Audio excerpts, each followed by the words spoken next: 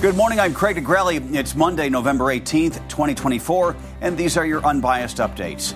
With the American election now over, the war between Russia and Ukraine is intensifying, the weekend attacks, and what the Biden administration is doing on the way out the door. And back at MSG, Donald Trump returns to New York for a UFC showdown while making more presidential picks. Who he is tapping to lead American energy policy and why it's a victory for supporters of fracking. From the Straight Arrow News Studio, bringing the stories that matter to you from across the United States and around the world, these are today's Unbiased Updates. It's been nearly 3 years since Russia invaded Ukraine, and while the U.S. has supported Ukraine since the start, President Joe Biden is now easing limitations on how the United States supplied weapons can be used. U.S. officials say the president has authorized Ukraine to use long-range missiles provided by the U.S. to strike inside Russia, as Russian ally North Korea has deployed thousands of troops to the Kursk region. The policy shift comes as President Biden's time in office winds down, and President-elect Donald Trump has vowed to limit U.S. support for Ukraine. In addition, President-elect Trump has promised to quickly put an end to the war with Russia, but has yet to say how. The decision comes as Russia unleashed a barrage of its own missiles in Ukraine on Sunday. Ukrainian authorities say 10 people, including 2 children, were killed and dozens injured as a result of the Russian strike on a residential building in Sumy, near the Russian border. Earlier in the day, Russia launched its largest attack against Ukraine since August, once again targeting power plants and energy infrastructure across the country. Ukrainian authorities say at least 5 people were killed in those strikes. On the social site Telegram, Ukrainian President Zelensky said about 120 missiles and 90 drones were fired into the country, with Ukrainian air defenses downing more than 140 targets. In the Middle East, an Israeli strike on a neighborhood in Beirut killed Hezbollah's top spokesman, according to the militant group. Mohammed Afif was an advisor to the late Hezbollah chief Hassan Nasrallah, whom Israel killed in an attack on Beirut in September. Afif had been responsible for Hezbollah's media relations since 2014. Lebanon's health ministry says no evacuation warning was issued before the strike, which happened in the middle of the day, and 4 people were killed. The Israel Defense Forces says it carried out, quote, a precise intelligence-based strike that eliminated Afif, who they called the chief propagandist and spokesperson of the Hezbollah terrorist organization. Here in the United States, over the weekend, President-elect Donald Trump returned to Madison Square Garden to see the Ultimate Fighting Championships pay-per-view event.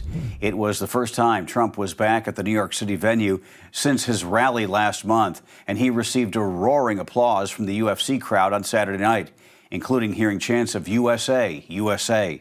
Trump was joined by his friend and UFC President Dana White, as well as some of the names he recently picked to join his administration, including Elon Musk, Vivek Ramaswamy, Robert F. Kennedy, and Tulsi Gabbard. House Speaker Mike Johnson and Trump's oldest sons, Donald Trump Jr. and Eric Trump, were also in attendance. The president-elect also shook hands with Joe Rogan, one of the commentators for the event. Trump was a guest on Rogan's podcast in the days leading up to the election. Trump's weekend also involved filling more key positions in his administration, including nominating Chris Wright, the chief executive of Liberty Energy, a Denver-based fracking company, to lead the Department of Energy, and picking current FCC Commissioner Brendan Carr to be the agency's chairman. Carr recently made headlines after claiming Vice President Kamala Harris's appearance on Saturday Night Live violated FCC rules. More nominations from the president-elect are expected to come this week. President Joe Biden made history Sunday, becoming the first sitting president to visit the Amazon rainforest. While there, Biden met indigenous leaders and visited a museum at the gateway to the Amazon. He also toured the drought-shrunken waters of the Amazon River's greatest tributary and signed a U.S. proclamation designating November 17th International Conservation Day, highlighting his commitment to the preservation of the region. He also touched on concerns the incoming Trump administration might change U.S. climate policy. It's no secret that I'm leaving office in January. I will leave my successor and my country in a strong foundation to build on if they choose to do so. That was the most that Biden publicly referenced Donald Trump during his South American tour. The transition was briefly mentioned during Chinese President Xi Jinping's remarks on Saturday during his final meeting with Biden. While he also did not mention Trump by name, Xi appeared to signal his concern over what the new administration could mean for China's relationship with the U.S. During his campaign, Donald Trump promised to levy 60% tariffs on Chinese imports. Warner Brothers Discovery is back in the game when it comes to the NBA. Though the company will no longer be airing games on its TNT network after the season, the Wall Street Journal and other outlets report the two sides have come to an agreement to keep NBA programming in the Warner Brothers family. The reports say the new deal will settle Warner Brothers Discovery's breach of contract lawsuit filed against the league after the NBA signed rights deals with Disney's ESPN, Comcast NBC, and Amazon. The 11-year agreement will see NBA content remain on Warner Brothers Discovery's digital platforms, Bleacher Report and House of Highlights. It also gives Warner Brothers Discovery the right to distribute games overseas in places such as Northern Europe and parts of Latin America, excluding Mexico and Brazil. Reports say Warner Brothers Discovery also struck a deal with Disney to license its popular TNT show Inside the NBA, featuring former players turned commentators Shaquille O'Neal and Charles Barkley starting next season.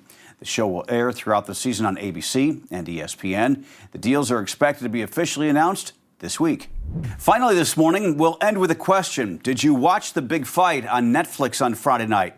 If you did, it turns out you were not alone. You had a lot of company.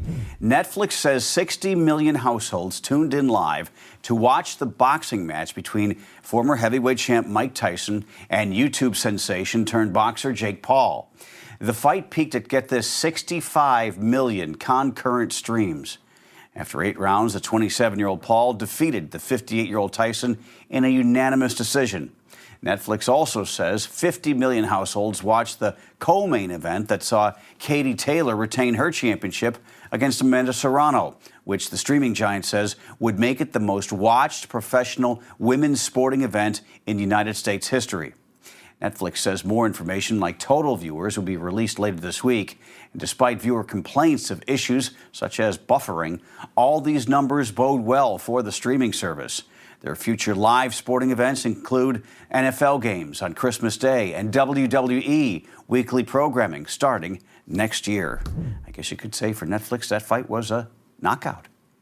Those are your unbiased updates for Monday. We'll see you back here tomorrow. For all of us here at Straight Arrow News, I'm Craig DeGrelli. Have a great day.